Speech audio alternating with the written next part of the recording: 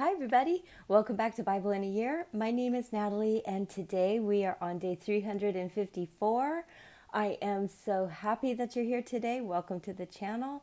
Today we are going to be reading out of 2 Chronicles chapter 25, Zechariah chapter 7, and then we'll close out our day with John chapter 16, but only verses 1 through 15 today. So let's get started. 2 Chronicles chapter 25.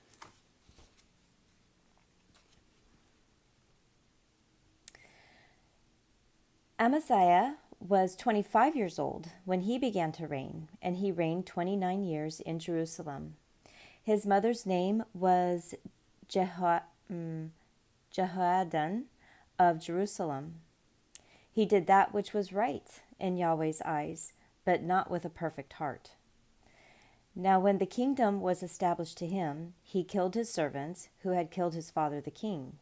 But he didn't put their children to death, but did according to that which is written in the law of the book of Moses, as Yahweh commanded, saying, The fathers shall not die for the children, neither shall the children die for the fathers, but every man shall die for his own sin. Moreover, Amaziah gathered Judah together and ordered them according to their fathers' houses under captains of thousands and captains of hundreds, even all Judah and Benjamin. He counted them from 20 years old and upward, and found that there were 300,000 chosen men able to go out to war, who could handle spear and shield. He also hired 100,000 mighty men of valor out of Israel for 100 talents of silver. A man of God came to him, saying, O king, don't let the army of Israel go with you, for Yahweh is not with Israel, with all the children of Ephraim.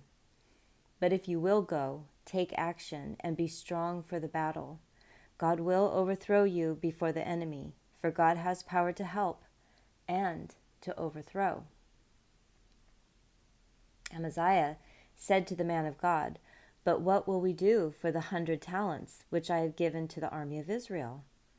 The man of God answered, Yahweh is able to give you much more than this. Then Amaziah separated them, the army that had come to him out of Ephraim, to go home again. And therefore their anger was greatly kindled against Judah, and they returned home in fierce anger. Amaziah took courage and led his people out and went to the valley of Salt and struck 10,000 of the children of Seir.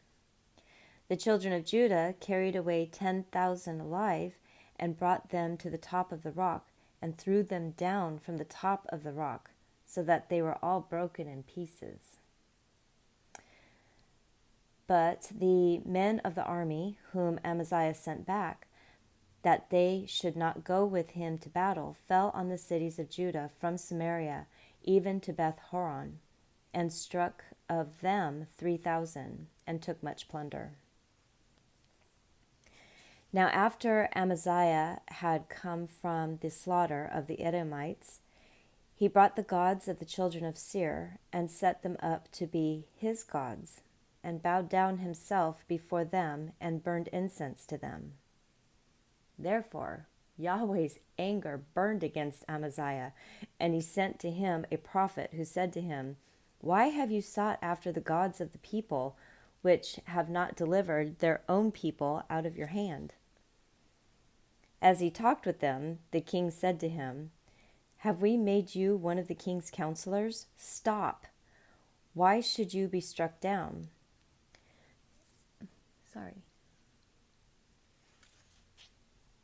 Then the prophet stopped, and he said, I know that God has determined to destroy you, because you have done this and have not listened to my counsel. Then Amaziah, king of Judah, consulted his advisers and said to Joash, the son of Jehoahaz, the son of Jehu, king of Israel, saying, Come, let's look one another in the face. Joash, king of Israel, sent to Amaziah, king of Judah, saying, The thistle that was in Lebanon sent to the cedar that was in Lebanon, saying, Give your daughter to my son as his wife. Then a wild animal that was in Lebanon passed by and trampled down the thistle. You say to yourself that you have struck Edom, and your heart lifts you up to boast. Now stay at home. Why should you meddle with trouble, that you should fall, even you and Judah with you? But Amaziah would not listen, for it was of God that he might deliver them into the hand of their enemies, because they had sought after the gods of Edom. So Joash, king of Israel, went up, and he and Amaziah, king of Judah, looked one another in the face at Beth-shemesh, which belongs to Judah. Judah was defeated by Israel, so every man fled to his tent. Joash, king of Israel, took Amaziah, king of Judah, the son of Joash, the son of Jehoahaz, at Beth-shemesh, and brought him to Jerusalem, and broke down the wall of Jerusalem from the gate of Ephraim to the corner gate, 400 cubits. He took all the gold and silver, and all the vessels that were found in God's house, with Obed-Edom, and the treasures of the king's house, and the hostages, and returned to Samaria. Amaziah, the son of Joash, king of Judah, lived for 15 years after the death of Joash, son of Jehoahaz, king of Israel. Now the rest of the acts of Amaziah, first and last, behold, aren't they written in the book of the kings of Judah and Israel? Now from the time that Amaziah turned away from following Yahweh, they made a conspiracy against him in Jerusalem. He fled to Lachish, but they sent after him to Lachish and killed him there.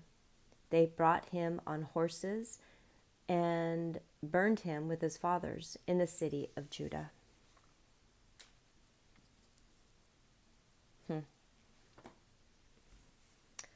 I have a hair.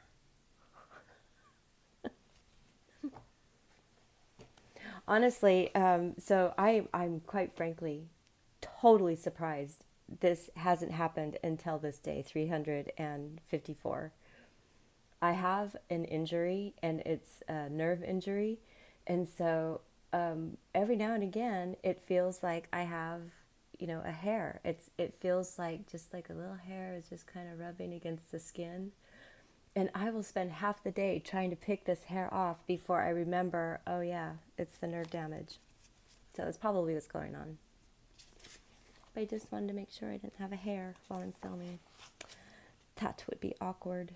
Okay, Zechariah chapter 7.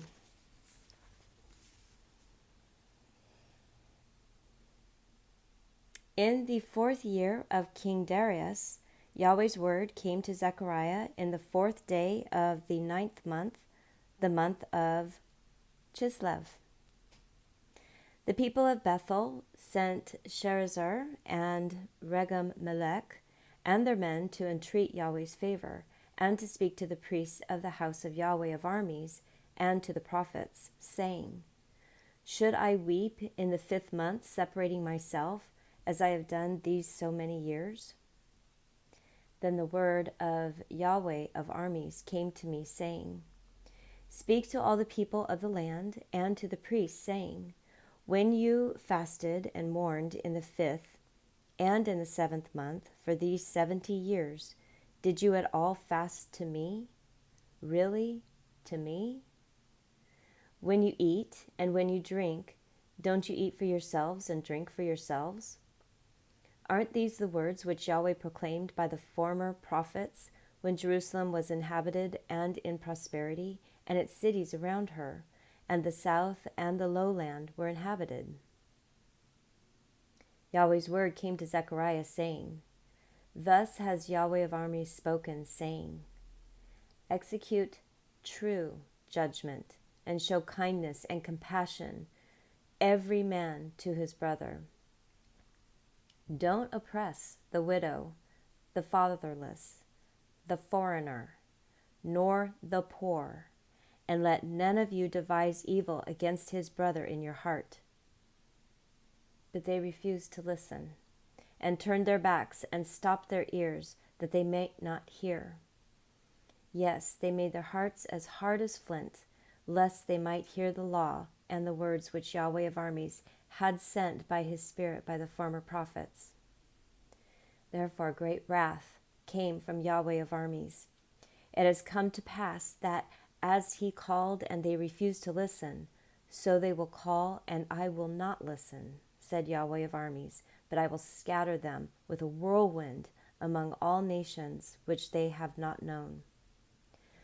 Thus the land was desolate after them, so that no man passed through nor returned, for they made the pleasant land desolate.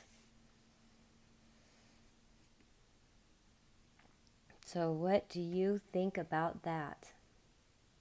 This is another case where we read that Jesus was before Christmas Day, let's say. You know, we read in Genesis when God created everything that he created. He used the word we, or let us, our. Jesus was there from the beginning. And then here are God's words before Jesus came, saying, "Thus has Yahweh of armies spoken, saying, execute true judgment, and show kindness and compassion, every man to his brother. Don't oppress the widow, the fatherless, the foreigner, nor the poor, and let none of you devise evil against his brother in your heart." That is verse 9. And that was Jesus' ministry.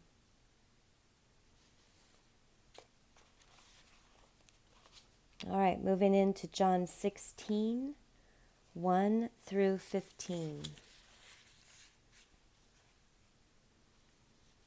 And this is Jesus continuing to speak. "I have said these things to you so that you wouldn't be caused to stumble. They will put you out of the synagogues. Yes, the time is coming that whoever kills you will think that he offers service to God. They will do these things because they have not known the Father nor me. But I have told you these things so that when the time comes, you may remember that I told you about them. I didn't tell you these things from the beginning because I was with you. But now I am going to him who sent me, and none of you asks me, 'Where are you going?' But because I have told you these things, sorrow has filled your heart. Nevertheless, I tell you the truth. It is to your advantage that I go away, for if I don't go away, the counselor won't come to you.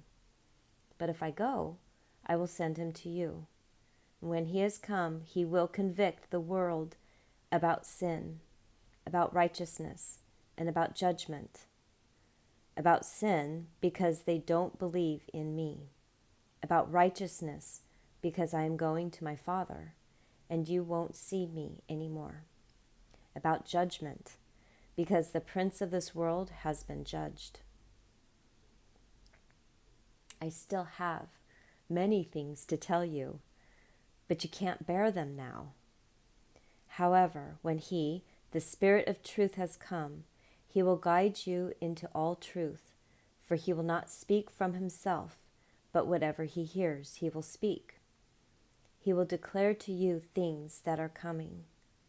He will glorify me, for he will take from what is mine and will declare it to you. All things that the Father has are mine, and therefore I said that he takes of mine and will declare it to you."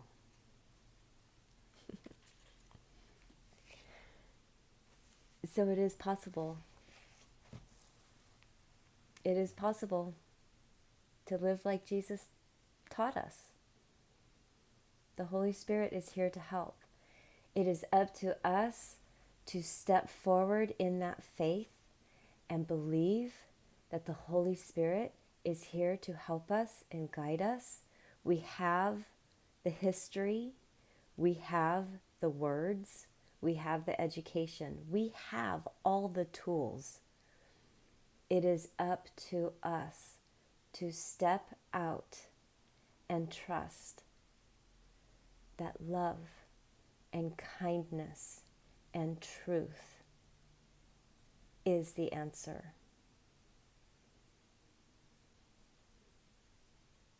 And that's all I have for you today.